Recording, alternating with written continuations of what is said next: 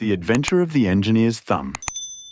Of all the problems which have been submitted to my friend, Mr. Sherlock Holmes, for solution during the years of our intimacy, there were only two which I was the means of introducing to his notice: that of Mr. Hatherley's thumb, and that of Colonel Warburton's madness. Of these, the latter may have afforded a finer field for an acute and original observer, but the other was so strange in its inception and so dramatic in its details that it may be the more worthy of being placed upon record, even if it gave my friend fewer openings for those deductive methods of reasoning by which he achieved such remarkable results. The story has, I believe, been told more than once in the newspapers, but, like all such narratives, its effect is much less striking when set forth en bloc in a single half-column of print than when the facts slowly evolve before your own eyes, and the mystery clears gradually away as each new discovery furnishes a step which leads on to the complete truth. At the time, the circumstances made a deep impression upon me, and the lapse of 2 years has hardly served to weaken the effect. It was in the summer of 1889, not long after my marriage, that the events occurred which I am now about to summarize. I had returned to civil practice and had finally abandoned Holmes in his Baker Street rooms, although I continually visited him and occasionally even persuaded him to forego his bohemian habits so far as to come and visit us. My practice had steadily increased, and as I happened to live at no very great distance from Paddington Station, I got a few patients from among the officials.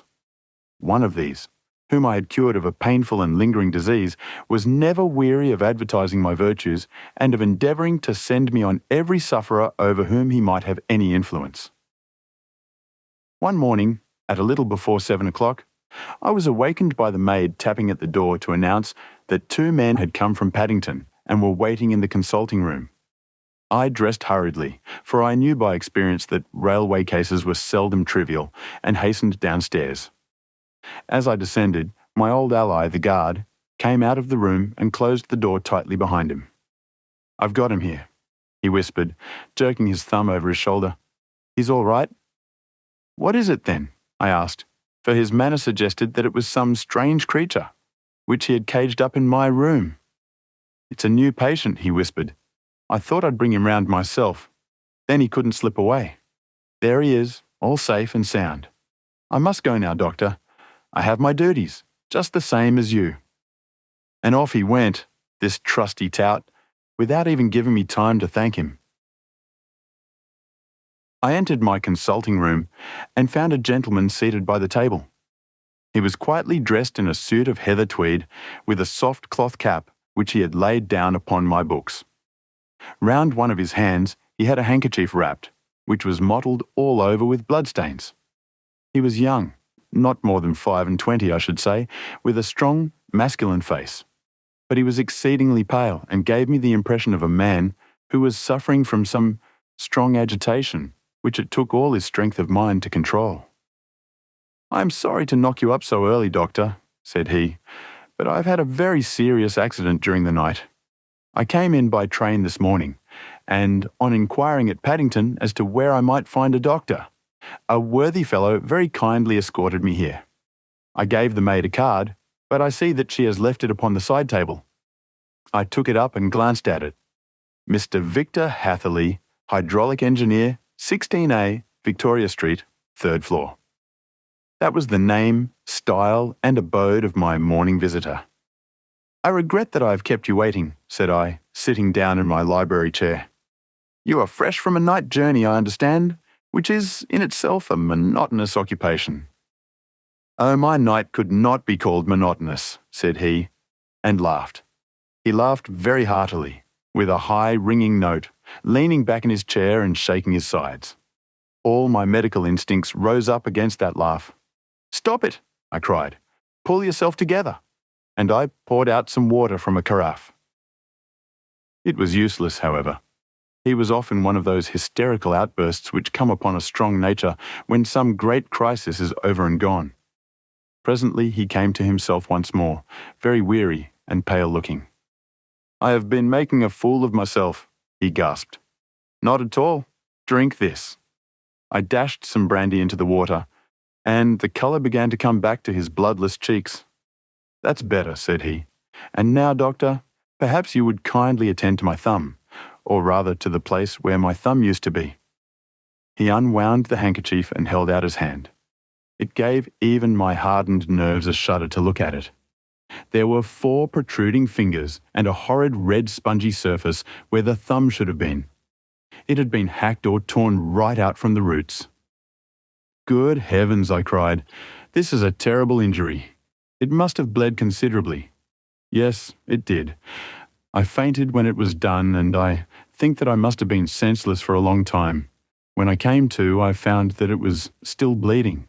So I tied one end of my handkerchief very tightly round the wrist and braced it up with a twig." "Excellent. You should have been a surgeon." "It is a question of hydraulics, you see, and came within my own province." "This has been done," said I, examining the wound, "by a very heavy and sharp instrument." "A thing like a cleaver," said he. "An accident, I presume?" "By no means." "What? A murderous attack?" "Very murderous indeed." "You horrify me." I sponged the wound, cleaned it, dressed it, and finally covered it over with cotton wadding and carbolized bandages. He lay back without wincing, though he bit his lip from time to time. "How is that?" I asked when I had finished. "Capital. Between your brandy and your bandage, I feel a new man. I was very weak, but I have had a good deal to go through." "Perhaps you had better not speak of the matter. It is evidently trying to your nerves." "Oh, no, not now. I shall have to tell my tale to the police, but between ourselves, if it were not for the convincing evidence of this wound of mine, I should be surprised if they believed my statement, for it is a very extraordinary one, and I have not much in the way of proof with which to back it up. And even if they believe me, the clues which I can give them are so vague that it is a question whether justice will be done." "Ha!" cried I. "If it is anything in the nature of a problem which you desire to see solved, I should strongly recommend you to come to my friend, Mr. Sherlock Holmes, before you go to the official police." "Oh, I have heard of that fellow," answered my visitor, "and I should be very glad if he would take the matter up, though of course I must use the official police as well. Would you give me an introduction to him?" "I'll do better. I'll take you round to him myself." "I should be immensely obliged to you." "We'll call a cab and go together. We shall just be in time to have a little breakfast with him. Do you feel equal to it?" "Yes, I shall not feel easy until I have told my story." "Then my servant will call a cab, and I shall be with you in an instant." I rushed upstairs, explained the matter shortly to my wife, and in 5 minutes was inside a hansom, driving with my new acquaintance to Baker Street. Sherlock Holmes was, as I expected, lounging about his sitting room in his dressing gown, reading the agony column of the Times and smoking his before-breakfast pipe, which was composed of all the plugs and dottles left from his smokes of the day before, all carefully dried and collected on the corner of the mantelpiece. He received us in his quietly genial fashion, ordered fresh rashers and eggs, and joined us in a hearty meal. When it was concluded, he settled our new acquaintance upon the sofa, placed a pillow beneath his head, and laid a glass of brandy and water within his reach. "It is easy to see that your experience has been no common one, Mr. Hatherley," said he. "Pray, lie down there and make yourself absolutely at home. Tell us what you can, but stop when you are tired and keep up your strength with a little stimulant." "Thank you," said my patient. "But I have felt another man since the doctor bandaged me, and I think that your breakfast has completed the cure. I shall take up as little of your valuable time as possible, so I shall start at once upon my peculiar experiences." Holmes sat in his big armchair with the weary, heavy-lidded expression which veiled his keen and eager nature, while I sat opposite to him, and we listened in silence to the strange story which our visitor detailed to us. "You must know," said he, "that I am an orphan and a bachelor, residing alone in lodgings in London. By profession, I am a hydraulic engineer, and I have had considerable experience of my work during the 7 years that I was apprenticed to Venner Matheson, the well-known firm of Greenwich. 2 years ago, having served my time, and having also come into a fair sum of money through my poor father's death, I determined to start in business for myself, and took professional chambers in Victoria Street. I suppose that everyone finds his first independent start in business a dreary experience. To me, from 9 in the morning until 4 in the afternoon, it has been exceptionally so. During 2 years, I've had 3 consultations and 1 small job, and that is absolutely all that my profession has brought me. My gross takings amount to £27 10s. Every day, I waited in my little den until at last my heart began to sink, and I came to believe that I should never have any practice at all. Yesterday, however, just as I was thinking of leaving the office, my clerk entered to say there was a gentleman waiting who wished to see me upon business. He brought up a card too, with the name of Colonel Lysander Stark engraved upon it. Close at his heels came the Colonel himself, a man rather over the middle size, but of an exceeding thinness. I do not think that I have ever seen so thin a man. His whole face sharpened away into nose and chin, and the skin of his cheeks was drawn quite tense over his outstanding bones. Yet this emaciation seemed to be his natural habit, and due to no disease, for his eye was bright, his step brisk, and his bearing assured. He was plainly but neatly dressed, and his age, I should judge, would be nearer 40 than 30. "Mr. Hatherley," said he, with something of a German accent, "you have been recommended to me, Mr. Hatherley, as being a man who is not only proficient in his profession, but is also discreet and capable of preserving a secret." I bowed, feeling as flattered as any young man would at such an address. "May I ask who it was who gave me so good a character?" "Well, perhaps it is better that I should not tell you that just at this moment.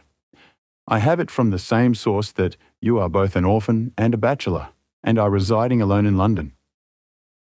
"That is quite correct," I answered, "but you will excuse me if I say that I cannot see how all this bears upon my professional qualifications. I understand that it was on a professional matter that you wished to speak to me?" "Undoubtedly so, but you will find that all I say is really to the point. I have a professional commission for you, but absolute secrecy is quite essential. Absolute secrecy, you understand, and of course we may expect that more from a man who is alone than from one who lives in the bosom of his family." "If I promise to keep a secret," said I, "you may absolutely depend upon my doing so."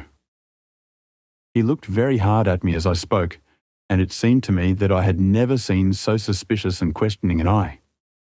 "Do you promise then?" said he at last. "Yes, I promise." "Absolute and complete silence before, during, and after. No reference to the matter at all, either in word or writing?" "I have already given you my word as to their master's affairs." "Very good." He suddenly sprang up, and darting like lightning across the room, he flung open the door. The passage outside was empty. "That's all right," said he, coming back. "I know that clerks are sometimes curious. Now we can talk in safety." He drew up his chair very close to mine, and began to stare at me again with the same questioning and thoughtful look. A feeling of repulsion, and of something akin to fear, had begun to rise within me at the strange antics of this fleshless man. Even my dread of losing a client could not restrain me from showing my impatience. "I beg that you will state your business, sir," said I. "My time is of value."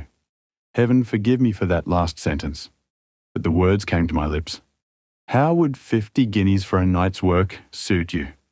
he asked. "Most admirably." "I say a night's work, but an hour's would be nearer the mark. I simply want your opinion about a hydraulic stamping machine which has got out of gear. If you show us what is wrong, we shall soon set it right ourselves. What do you think of such a commission as that?" "The work appears to be light and the pay munificent." "Precisely so. We shall want you to come tonight by the last train." "Where to?" "To Ayford in Berkshire. It is a little place near the borders of Oxfordshire, and within 7 miles of Reading. There is a train from Paddington, which would bring you there at about 11.15. Very good. I shall come down in a carriage to meet you. There is a drive, then? Yes, our little place is quite out in the country. It is a good 7 miles from Ayford Station.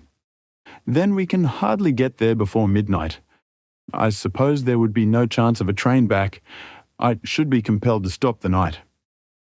Yes, we could easily give you a shakedown. That is very awkward. Could I not come at some more convenient hour? We have judged it best that you should come late.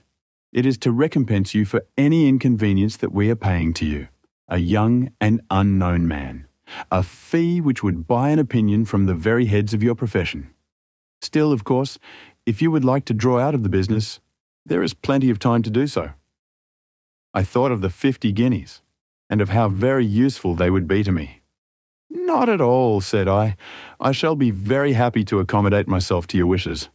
I should like, however, to understand a little more clearly what it is that you wish me to do. Quite so. It is very natural that the pledge of secrecy which we have exacted from you should have aroused your curiosity. I have no wish to commit you to anything without your having it all laid before you. I suppose that we are absolutely safe from eavesdroppers? Entirely. Then the matter stands thus. You are probably aware that Fuller's Earth is a valuable product and that it is only found in 1 or 2 places in England? I have heard so.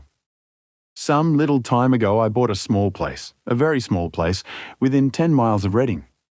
I was fortunate enough to discover that there was a deposit of Fuller's Earth in one of my fields.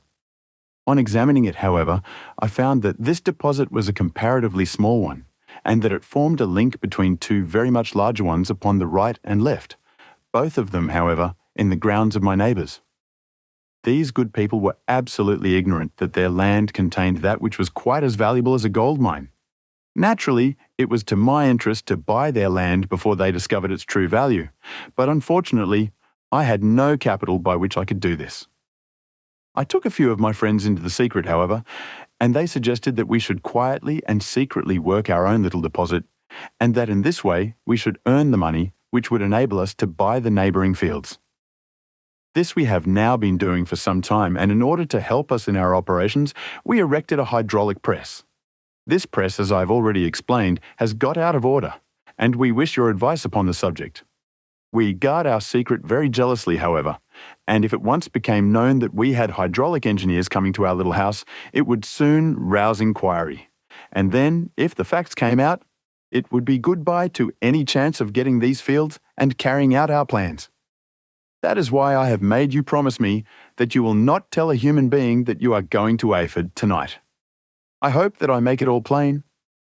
I quite follow you, said I. The only point which I could not quite understand was what use you could make of a hydraulic press in excavating Fuller's Earth, which, as I understand, is dug out like gravel from a pit. Ah, said he carelessly, we have our own process. We compress the earth into bricks so as to remove them without revealing what they are. But that is a mere detail. I have taken you fully into my confidence now, Mr. Hatherley, and I have shown you how I trust you. He rose as he spoke. I shall expect you then at Ayford at 11:15. I shall certainly be there. And not a word to a soul. He looked at me with a last long questioning gaze, and then, pressing my hand in a cold, dank grasp, he hurried from the room. Well, when I came to think it all over in cool blood, I was very much astonished, as you may both think, at this sudden commission which had been entrusted to me. On the one hand, of course, I was glad, for the fee was at least tenfold what I should have asked had I set a price upon my own services, and it was possible that this order might lead to other ones. On the other hand, the face and manner of my patron had made an unpleasant impression upon me, and I could not think that his explanation of the Fuller's Earth was sufficient to explain the necessity for my coming at midnight, and his extreme anxiety lest I should tell anyone of my errand. However, I threw all fears to the winds, ate a hearty supper, drove to Paddington, and started off, having obeyed to the letter the injunction as to holding my tongue. At Reading, I had to change not only my carriage, but my station. However, I was in time for the last train to Ayford, and I reached the little dim-lit station after 11 o'clock. I was the only passenger who got out there, and there was no one upon the platform save a single sleepy porter with a lantern. As I passed out through the wicket gate, however, I found my acquaintance of the morning as fast as the horse could go. "One horse?" interjected Holmes, waiting in the shadow upon the other side. Without a word, he grasped my arm and hurried me into a carriage, the door of which was standing open. He drew up the windows on either side, tapped on the woodwork, and away we went. "Yes, only one." "Did you observe the colour?" "Yes, I saw it by the side lights when I was stepping into the carriage. It was a chestnut." "Tired looking or fresh?" "Oh, fresh and glossy." "Thank you. I'm sorry to have interrupted you. Pray continue your most interesting statement." Away we went then, and we drove for at least an hour. Colonel Lysander Stark had said that it was only 7 miles, but I should think, from the rate that we seemed to go, and from the time that we took, that it must have been nearer 12. He sat at my side in silence all the time, and I was aware, more than once when I glanced in his direction, that he was looking at me with great intensity. The country roads seemed to be not very good in that part of the world, for we lurched and jolted terribly. I tried to look out of the windows to see something of where we were, but they were made of frosted glass, and I could make out nothing save the occasional bright blur of a passing light. Now and then I hazarded some remark to break the monotony of the journey, but the Colonel answered only in monosyllables, and the conversation soon flagged. At last, however, the bumping of the road was exchanged for the crisp smoothness of a gravel drive, and the carriage came to a stand. Colonel Lysander Stark sprang out, and as I followed after him, pulled me swiftly into a porch which gaped in front of us. We stepped, as it were, right out of the carriage and into the hall, so that I failed to catch the most fleeting glance of the front of the house. The instant that I had crossed the threshold, the door slammed heavily behind us, and I heard faintly the rattle of the wheels as the carriage drove away. It was pitch dark inside the house, and the Colonel fumbled about looking for matches and muttering under his breath. Suddenly a door opened at the other end of the passage, and a long, golden bar of light shot out in our direction. It grew broader, and a woman appeared with a lamp in her hand, which she held above her head, pushing her face forward and peering at us. I could see that she was pretty, and from the gloss with which the light shone upon her dark dress, I knew that it was a rich material. She spoke a few words in a foreign tongue, in a tone as though asking a question, and when my companion answered in a gruff monosyllable, she gave such a start that the lamp nearly fell from her hand.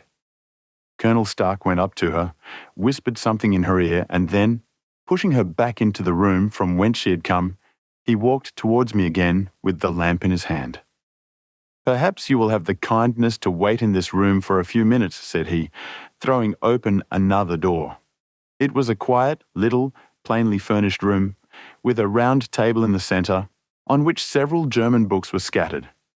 Colonel Stark laid down the lamp on the top of a harmonium beside the door. "I shall not keep you waiting an instant," said he, and vanished into the darkness.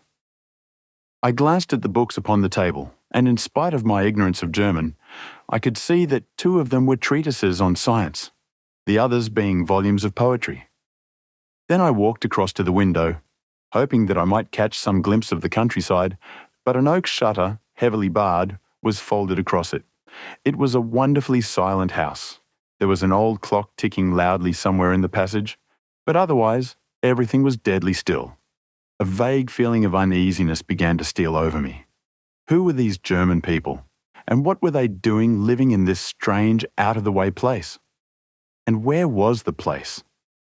I was 10 miles or so from Eiford, that was all I knew. But whether north, south, east or west, I had no idea. For that matter, Reading, and possibly other large towns, were within that radius, so the place might not be so secluded after all. Yet it was quite certain from the absolute stillness that we were in the country. I paced up and down the room, humming a tune under my breath to keep up my spirits, and feeling that I was thoroughly earning my 50-guinea fee. Suddenly, without any preliminary sound in the midst of the utter stillness, the door of my room swung slowly open. The woman was standing in the aperture, the darkness of the hall behind her. the yellow light from my lamp beating upon her eager and beautiful face. I could see at a glance that she was sick with fear, and the sight sent a chill to my own heart. She held up one shaking finger to warn me to be silent, and she shot a few whispered words of broken English at me, her eyes glancing back, like those of a frightened horse, into the gloom behind her. "I would go," said she, trying hard, as it seemed to me, to speak calmly. "I would go. I should not stay here. There is no good for you to do." "But, madam," said I have not yet done what I came for. I cannot possibly leave until I have seen with her hands wrung together the machine. "It is not worth your while to wait," she went on. "You can pass through the door. No one hinders." And then, seeing that I smiled and shook my head, she suddenly threw aside her constraint and made a step forward. "For the love of heaven," she whispered, "get away from here before it is too late." But I am somewhat headstrong by nature, and the more ready to engage in an affair when there is some obstacle in the way. I thought of my 50-guinea fee, of my wearisome journey, and of the unpleasant night which seemed to be before me. Was it all to go for nothing? Why should I slink away without having carried out my commission, and without the payment which was my due? This woman might, for all I knew, be a monomaniac. With a stout bearing, therefore, though her manner had shaken me more than I cared to confess, I still shook my head and declared my intention of remaining where I was. She was about to renew her entreaties when a door slammed overhead, and the sound of several footsteps was heard upon the stairs. She listened for an instant, threw up her hands with a despairing gesture, and vanished as suddenly and as noiselessly as she had come. The newcomers were Colonel Lysander Stark, and a short, thick man with a chinchilla beard growing out of the creases of his double chin, who was introduced to me as Mr. Ferguson. "This is my secretary and manager," said the Colonel. "By the way, I was under the impression that I left this door shut just now. I fear that you have felt the draught." "On the contrary," said I opened the door myself because I felt the room to be a little close." He shot one of his suspicious looks at me. "Perhaps we had better proceed to business then," said he. "Mr. Ferguson and I will take you up to see the machine. I had better put my hat on, I suppose." "Oh no, it is in the house." "What? You dig fuller's earth in the house?" No, this is only where we compress it. But never mind that. All we wish you to do is to examine the machine and to let us know what is wrong with it." We went upstairs together, the Colonel first with the lamp, the fat manager and I behind him. It was a labyrinth of an old house, with corridors, passages, narrow winding staircases, and little low doors, the thresholds of which were hollowed out by the generations who had crossed them. There were no carpets and no signs of any furniture above the ground floor, while the plaster was peeling off the walls and the damp was breaking through in green, unhealthy blotches. I tried to put on as unconcerned an air as possible, but I had not forgotten the warnings of the lady, even though I disregarded them, and I kept a keen eye upon my two companions. Ferguson appeared to be a morose and silent man, but I could see from the little that he said that he was at least a fellow countryman. Colonel Lysander Stark stopped at last before a low door, which he unlocked. Within was a small square room, in which the three of us could hardly get at one time. Ferguson remained outside, and the Colonel ushered me in. "We are now," said he, "actually within the hydraulic press, and it would be a particularly unpleasant thing for us if anyone were to turn it on. The ceiling of this small chamber is really the end of the descending piston, and it comes down with the force of many tons upon this metal floor. There are small, lateral columns of water outside which receive the force, and which transmit and multiply it in the manner which is familiar to you. The machine goes readily enough, but there is some stiffness in the working of it, and it has lost a little of its force. Perhaps you will have the goodness to look it over and to show us how we can set it right." I took the lamp from him, and I examined the machine very thoroughly. It was indeed a gigantic one, and capable of exercising enormous pressure. When I passed outside, however, and pressed down the levers which controlled it, I knew at once by the whishing sound that there was a slight leakage, which allowed a regurgitation of water through one of the side cylinders. An examination showed that one of the India rubber bands, which was round the head of a driving rod, had shrunk so as not quite to fill the socket along which it worked. This was clearly the cause of the loss of power, and I pointed it out to my companions, who followed my remarks very carefully and asked several practical questions as to how they should proceed to set it right. When I'd made it clear to them, I returned to the main chamber of the machine and took a good look at it to satisfy my own curiosity. It was obvious at a glance that the story of the fuller's earth was the merest fabrication, for it would be absurd to suppose that so powerful an engine could be designed for so inadequate a purpose. The walls were of wood, but the floor consisted of a large iron trough, and when I came to examine it, I could see a crust of metallic deposit all over it. I had stooped and was scraping at this to see exactly what it was, when I heard a muttered exclamation in German and saw the cadaverous face of the colonel looking down at me. "What are you doing there?" he asked. I felt angry at having been tricked by so elaborate a story as that which he had told me. "I was admiring your fuller's earth," said I. "I think that I should be better able to advise you as to your machine if I knew what the exact purpose was for which it was used." The instant that I uttered the words, I regretted the rashness of my speech. His face set hard, and a baleful light sprang up in his grey eyes. "Very well," said he. "You shall know all about the machine." He took a step backward, slammed the little door, and turned the key in the lock. I rushed towards it and pulled at the handle, but it was quite secure and did not give in the least to my kicks and shoves. "Hello," I yelled. "Hello, Colonel, let me out." And then, suddenly in the silence, I heard a sound which sent my heart into my mouth. It was the clank of the levers and the swish of the leaking cylinder. He had set the engine at work. The lamp still stood upon the floor where I had placed it when examining the trough. By its light, I saw that the black ceiling was coming down upon me, slowly, jerkily, but, as none knew better than myself, with a force which must within a minute grind me to a shapeless pulp. I threw myself, screaming, against the door, and dragged with my nails at the lock. I implored the colonel to let me out, but the remorseless clanking of the levers drowned my cries. The ceiling was only a foot or two above my head, and with my hand upraised, I could feel its hard, rough surface. Then it flashed through my mind that the pain of my death would depend very much upon the position in which I met it. If I lay on my face, the weight would come upon my spine, and I shuddered to think of that dreadful snap. Easier the other way, perhaps. And yet, had I the nerve to lie and look up at that deadly black shadow wavering down upon me? Already I was unable to stand erect, when my eye caught something which brought a gush of hope back to my heart. I have said that though the floor and ceiling were of iron, the walls were of wood. As I gave a last hurried glance around, I saw a thin line of yellow light between two of the boards, which broadened and broadened as a small panel was pushed backward. For an instant I could hardly believe that here was indeed a door which led away from death. The next instant I threw myself through, and lay half fainting upon the other side. The panel had closed again behind me, but the crash of the lamp, and a few moments afterwards the clang of the two slabs of metal told me how narrow had been my escape.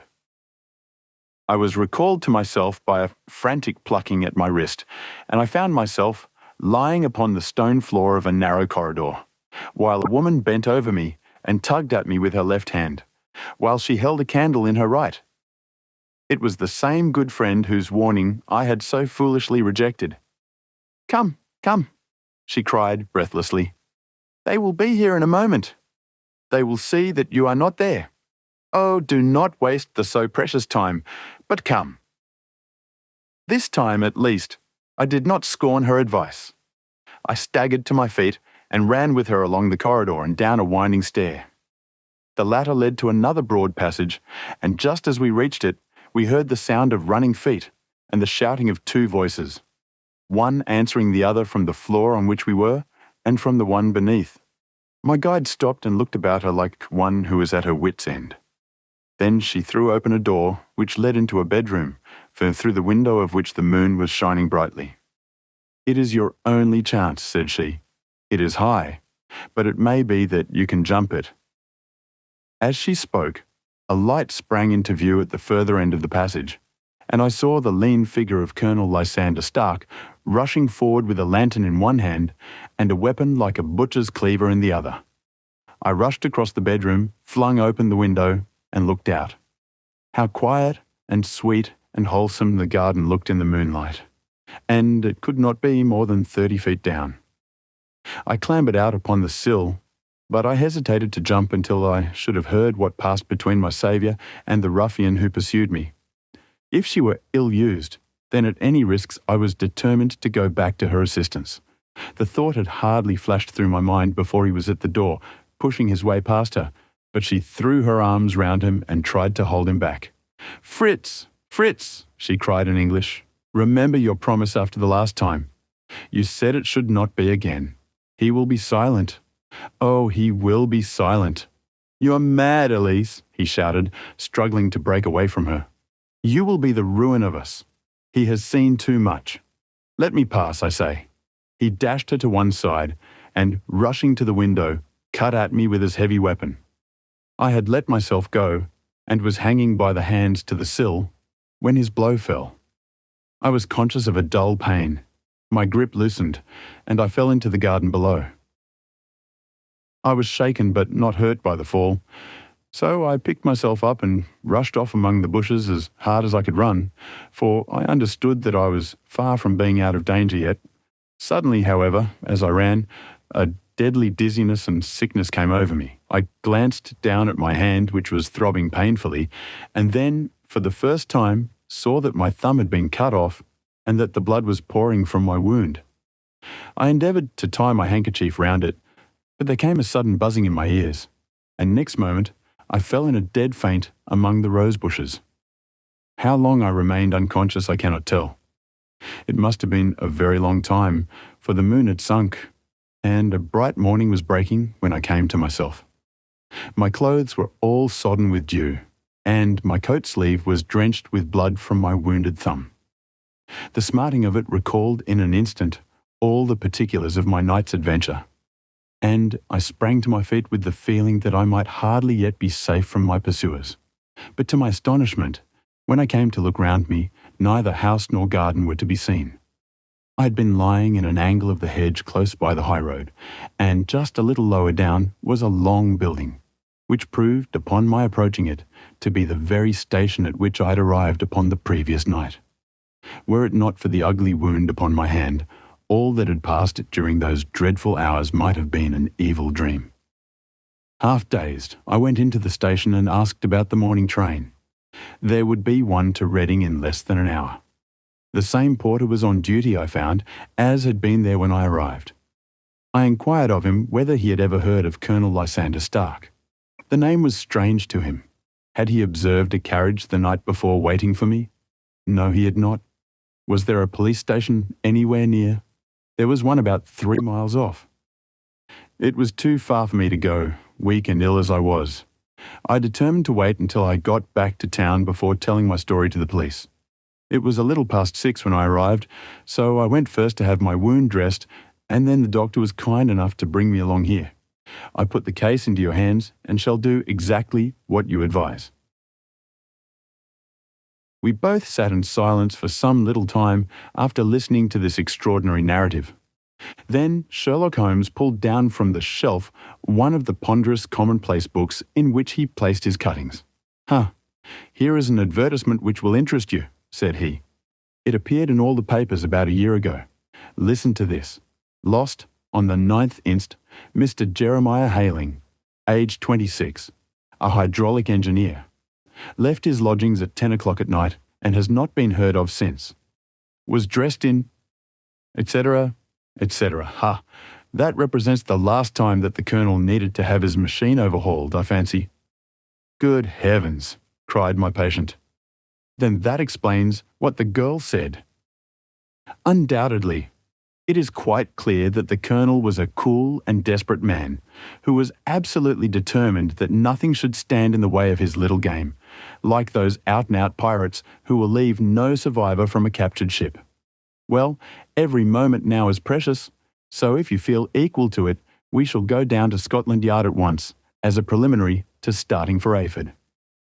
Some 3 hours or so afterwards, we were all in the train together, bound from Reading to the little Berkshire village. There were Sherlock Holmes, the hydraulic engineer, Inspector Bradstreet, of Scotland Yard, a plainclothes man, and myself. Bradstreet had spread an ordnance map of the county out upon the seat and was busy with his compasses drawing a circle with Iford for its centre. "There you are," said he. "That circle is drawn at a radius of 10 miles from the village. The place we want must be somewhere near that line. You said 10 miles, I think, sir." "It was an hour's good drive." "And you think that they brought you back all that way when you were unconscious?" "They must have done so. I have a confused memory, too, of having been lifted and conveyed somewhere." "What I cannot understand," said I, "is why they should have spared you when they found you lying fainting in the garden. Perhaps the villain was softened by the woman's entreaties. I hardly think that likely. I never saw a more inexorable face in my life." "Oh, we shall soon clear up all that," said Bradstreet. "Well, I have drawn my circle, and I only wish I knew at what point upon it the folk that we are in search of are to be found." "I think I could lay my finger on it," said Holmes quietly. "Really now," cried the inspector, "you have formed your opinion. Come now, we shall see who agrees with you. I say it is south, for the country is more deserted there." "And I say east," said my patient. "I am for west," remarked the plainclothes man. "There are several quiet little villages up there." "And I am for north," said I, "because there are no hills there, and our friend says that he did not notice the carriage go up any." "Come," cried the inspector, laughing, "it's a very pretty diversity of opinion. We have boxed the compass among us. Who do you give your casting vote to?" "You are all wrong."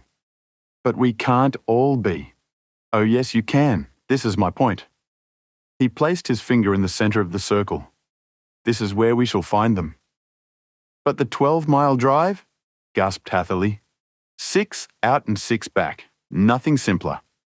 You say yourself that the horse was fresh and glossy when you got in. How could it be that if it had gone 12 miles over heavy roads? "Indeed, it is a likely ruse enough," observed Bradstreet thoughtfully. "Of course, there can be no doubt as to the nature of this gang." "None at all," said Holmes. "They are coiners on a large scale, and have used the machine to form the amalgam which has taken the place of silver." "We have known for some time that a clever gang was at work," said the inspector. "They've been turning out half-crowns by the thousand. We even traced them as far as Reading, but could get no farther, for they had covered their traces in a way that showed that they were very old hands. But now, thanks to this lucky chance, I think that we have got them right enough." But the inspector was mistaken, for those criminals were not destined to fall into the hands of justice. As we rolled into Aphid Station, we saw a gigantic column of smoke which streamed up from behind a small clump of trees in the neighbourhood and hung like an immense ostrich feather over the landscape. "A house on fire?" asked Bradstreet, as the train steamed off again on its way. "Yes, sir," said the station master. "When did it break out?" "I hear that it was during the night, sir, but it has got worse and the whole place is in a blaze."